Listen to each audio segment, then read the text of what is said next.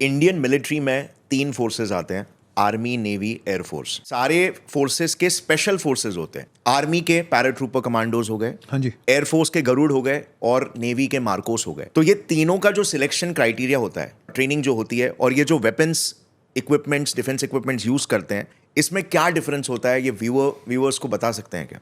देखिए, कोई भी जो स्पेशल फोर्स है, चाहे वो आर्मी की है, एयरफोर्स की है, नेवी की है, एक मैंडेट फॉलो करती है। एक चार्टर ऑफ, एक रोल होता है, एक टास्क होता है जो उसको करना होता है।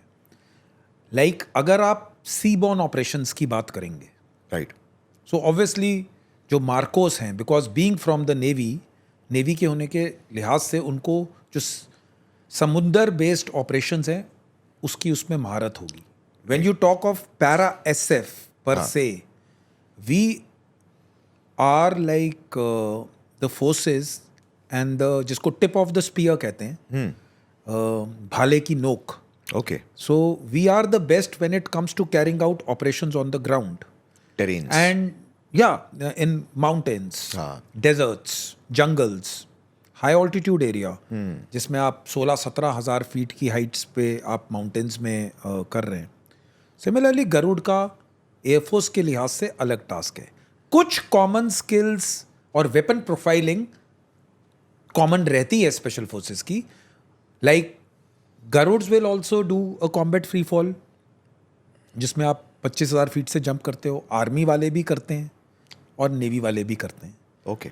It is just that skill, आपको वो स्किल इसलिए सिखाया जाता है क्योंकि अगर बाय चांस आपको ज़रूरत पड़ जाए कि एक फोर्स को अपने किसी एमरजेंट और इम्प्रॉम्प्चू टास्क के लिए डिप्लॉय करना है, हाँ। और वो फोर्स आपके पास, बिल्कुल आपके पास है, जहां से आपका रिएक्शन टाइम कम हो रहा है। बिकॉज जब आप नेशनल स्ट्रेटजी की बात करते हैं, हाँ। जब आप, बिकॉज ये सारी जो फोर्सेस का आपने नाम लिया, ये QRFs हैं, quick reaction forces, right. So they have to act बिल्कुल at the drop of the hat. यानी कि इधर इवेंट हुआ, go back, get into the zone, do your work, come out, है ना। तो अगर आपको उस टाइप की बात करनी है, आपको वो तैयारी करनी है, तो जो मैं कॉमन स्किल्स की बात कर रहा था, हाँ। वो आपको इसलिए सिखाए जाते हैं क्योंकि हो सकता है कि एक फोर्स को एक थिएटर से निकाल कर वहां तक पहुंचाने में थोड़ा टाइम लगे। हाँ। तो अगर आपके पास कॉमन स्किल्स वाली फोर्सेस सबके पास हैं, तो at least you can have some reaction. But when it comes to training per se, हाँ। बिकॉज एक एयरफोर्स का विंग है, एक आर्मी का विंग है, एक नेवी का विंग है, obviously training has to be different, selection process has to be different. जो नेवी के लिए इंपॉर्टेंट है वो आर्मी के लिए उतना इंपॉर्टेंट नहीं होगा। बट इट डजंट मीन कि किसी की ट्रेनिंग कम है या ये स्पेशल फोर्स ज्यादा है। हाँ। अगर आप कॉम्बैट एक्सपोजर से बात करेंगे, कि आप कॉम्बैट ऑपरेशंस देखेंगे, the oldest is para SF, 1965 में रेज हुई थी, ठीक है। बाकी other two forces, MARCOS and all, are comparatively younger. Okay. आप समझ रहे हैं। आप गैलेंट्री अवार्ड्स की बात करेंगे, आप सक्सेसफुल मिशंस की बात करेंगे, obviously para SF will have a upper hand, because वो लगातार काउंटर टेररिस्ट ऑपरेशंस में, वेदर जम्मू एंड कश्मीर है या नॉर्थ ईस्ट में है, कंटिन्यूसली डिप्लॉयड है। ज्यादा डिप्लॉयमेंट उन्हीं का ज्यादा का डिप्लॉयमेंट उन्हीं का होता है, क्योंकि majority of the force level is that it has been doing that job, it is trusted to do that job. अब आप बोलेंगे कि पैरा एसएफ को गल्फ ऑफ एडन में एंटी पायरेसी ऑप्स के लिए, obviously MARCOS will do that. So the general view और जो व्यूअर्स को है, ऐसा बोलना कि ये फोर्स बहुत अच्छी है और ये फोर्स कम है, ऐसा कुछ नहीं है। जब आप माइंडसेट की, स्पेशल फोर्सेस माइंडसेट की पर से बात करते हैं, हाँ। दैट इज, आप वर्ल्ड की सारी स्पेशल फोर्सेस के आप देख लेंगे तो 19-20 का फर्क है। Where the difference comes is in terms of equipment and technology. हाँ। So no special force I would say कि इज लाइक अलग ही, उस पर सब अपने मैंडेट के हिसाब से अपनी तैयारी करती है। ऑब्वियसली जिस ऑपरेटिव ने और जिस स्पेशल फोर्स ने कॉम्बैट ऑपरेशंस जिसका बैरल जिसको हम कहते हैं राइफल का हमेशा गर्म रहा है, हाँ obviously they will have a upper as because उन्होंने कॉम्बैट ज्यादा देखा है। एक्सपीरियंस आप जितना कॉम्बैट ऑपरेशंस करेंगे, आप जितने मैं बहुत जगह पॉडकास्ट में लोगों को बताता हूँ कि जो वॉरियर होता है और जो कॉम्बेटेंट होता है, हाँ वो माँ के पेट से जन्म नहीं लेता है। राइट आई एम इनटू, यानी कि मेरे 4 फादर्स और मैं जनरेशनल फौजी हूँ। हाँ मेरे grandfather father were all in the army. However जब मैंने पहला मिलिटेंट मारा या मैंने जो ऑपरेशंस किए, उसमें मेरे बडी ने और जो मेरी सिखलाई थी, मैंने पहला ऑपरेशन किया, फिर मेरे को पता लगा अच्छा गोली, अभी हम उस चीज की बात कर रहे हैं जहां टारगेट आपके ऊपर फायर बैक कर रहा है। आप रेंज पे सिर्फ इधर से ही फायर कर रहे हैं, उधर से फायर वन साइडेड है। बट जब 2 साइडेड कॉन्टैक्ट शुरू होता है, many things go in operatives mind. Your training will come into play, but जब आप एक बारी फायर फाइट से निकलते हो तो आपको पता लगता है कि मेरे को अगर मिलिटेंट सामने है तो मेरे को कैसे आड़ लेनी है, मेरा कवर कैसे होना चाहिए, मेरा राइट और लेफ्ट शोल्डर, मेरा वेपन और मेरी साइट कैसे अलाइन होनी चाहिए। अगर मेरा बडी इस तरफ से कवर कर रहा है तो मेरे को एम्बिडेक्स्ट्रस फायर करना आना चाहिए। एम्बिडेक्स्ट्रस मतलब दोनों कंधों से, तो मेरा फिर वेपन इस तरफ जाएगा। आप समझ रहे हैं? सो ये चीज़ें आपको कॉम्बैट में जाने के बाद पता लगती हैं। ये आपको कोई एकेडमी, ये आपको कोई किताब मिलिटेंट मारना सिखाती नहीं है। SOPs हैं जो आप फॉलो करते हैं, लेकिन खुद का जब आप एक्सपोजर लेते हैं, आपके आसपास से 2-4 गोलियां निकलेंगी, आप देखोगे, देन यू स्टार्ट बिकम, तब आप ब्रेव बनना शुरू होते हो। अच्छा अब मैं, यार इतना भी कोई मुश्किल नहीं था, मैं देखता हूँ। So it is what philosophy we follow in general life. आपने MBA इंस्टीट्यूट से कर लिया, लेकिन जब आप मार्केट में पहुंचते हैं तो लड़ाई अलग है। So that is how it goes. इस केस में तो सर अगर हम न्यूरो साइकोलॉजी को देखेंगे, हाँ जी, तो like whenever you are in a situation जो बहुत ज्यादा फियर को ट्रिगर करता है, तो बेसिकली आपके दिमाग का जो रेप्टिलियन ब्रेन जो है एमिगडाला, वो एक्टिवेट हो जाता है and it starts hijacking your conscious mind, like prefrontal cortex उसको हाईजैक करने लगता है। Okay, and you start making very emotional irrational decisions. या नाउ स्टार्टिंग के फ्यू एक्सपोजर्स में ऐसा होगा, but then eventually you condition it. Repeated exposure से you are like okay, now this situation is under control, right? तो combat experience इसीलिए शायद इतना इंपॉर्टेंट है, बिकॉज लाइक स्ट्रेस को आप कैसे रिस्पॉन्स करते हो, वो सिर्फ आप एक्सपीरियंस, आप जितने ज्यादा आपने एक्सपोजर जितना ज्यादा दिया है। सेम थिंग जैसे स्टेज फियर हो गया, लोगों को स्टेज फियर होता है, हाँ जी, राइट? लेकिन कोई इंसान जो 100 बार स्टेज पे जाके परफॉर्म कर चुका है तो उसको कोई फियर नहीं होता।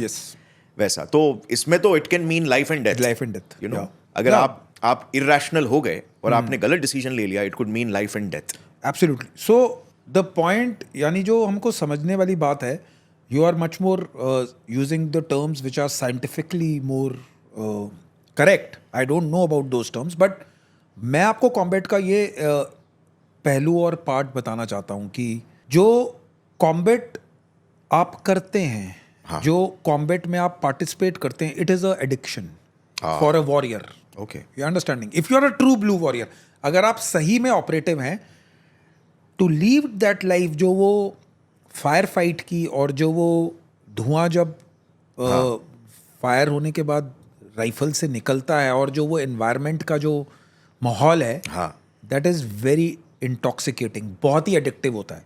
सो उस जैसा हाई भी कोई नहीं है। जब आप उससे करके बाहर निकल जाते हैं, तब आपको पता लगता है कि नाउ यू हैव डन।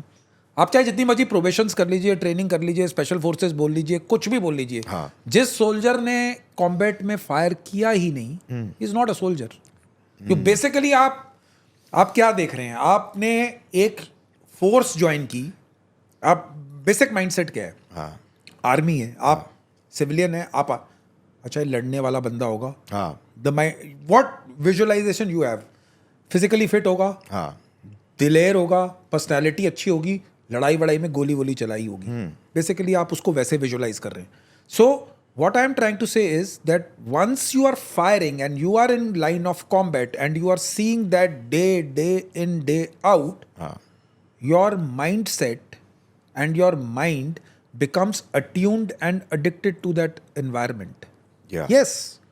यानी कि आपको death closed group, because whence you are, जब आप उस माहौल में हैं, आपके फादर मदर ब्रदर सिस्टर कोई नहीं है, यू आर देयर, आपका वेपन आपके साथ है, आपका बडी आपके साथ है. हाँ. अब आप दोनों ना सेक्स, ना कलर, ना कास्ट, ना क्रीड से रिलेटेड हो. हाँ. आप हो पंजाब के रहने वाले, आपका बडी है चेन्नई का, तमिलनाडु का रहने वाला, but you are bonded by the brotherhood हाँ. Of protecting each other. Yeah. So this kind of camaraderie और जो ब्रदरहुड, जब आप एडवर्स कंडीशंस में आते हो, हाँ. इट गेट्स एग्जेम्प्लीफाइज, वो और ज्यादा बढ़ता है. बिकॉज अगर ये बुलेट 2 फीट राइट में लगेगी तो it will hit your buddy. Right. He is protecting you, because अगर आप कॉम्बैट को इमेजिन करें, हाँ. नॉट एवरीबडी, यानी सारे लोग सामने फायर नहीं कर रहे हैं. अगर मैं सामने फायर कर रहा हूं तो मेरे बडी की पीठ है हाँ. और वो पीछे वाले को एंगेज कर रहा है.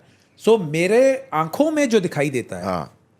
इस तरफ से मैं पूरा ऐसे स्कैन करूंगा तो इतना एरिया मेरा है, उसकी पीठ मेरी तरफ है, पीछे वाला वो वाला जो हिस्सा है वो उसका है. So you are putting your life every day. Even अगर आप पैराशूट में, अगर आप पैराशूट जंपिंग, जब हम जंप करते हैं स्टैटिक लाइन, हाँ.